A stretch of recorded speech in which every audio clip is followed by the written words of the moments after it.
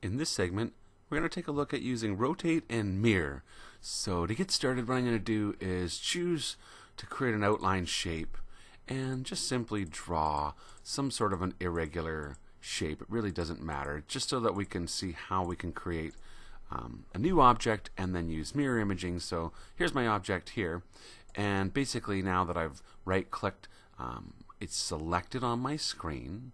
Now the easiest way to mirror image anything is going to be in the tool options, and so I'll open up my tool options, and because I want to use my tool options a bit right now, I'm just going to use the push pin to stick the tool options roll up open so that it's there for us to see. Now if I click, here's the two options for mirror X and mirror Y.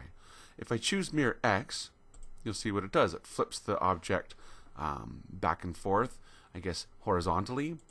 And the opposite could be true if I do mirror Y. It'll flip my object back and forth vertically. So let's say you select an object and then you use duplicate to create a new copy, and then you use the mirror X to make that copy be mirror imaged, and then you just place the two objects across from each other, and you can see where I've created a mirror image of these two objects.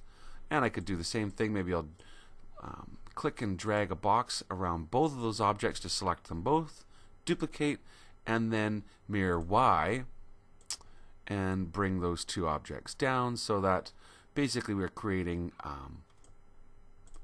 copies of the same object and just using the different concept of mirror X and Y. So that's generally how it works, and you can use it to make things sort of equal halves of each other. So if you're doing a design of a butterfly and you want to design half the butterfly, and then use duplicate or copy and paste to create the objects for the second half of the butterfly, and then just quickly mirror image them to flip them over and place them in place. Another thing you can do is rotate an image or an object, and I guess there's really two options for rotating. The first one is going to be, and we've looked at this already, is the handles that show up here on the side of the object where we can choose to rotate it.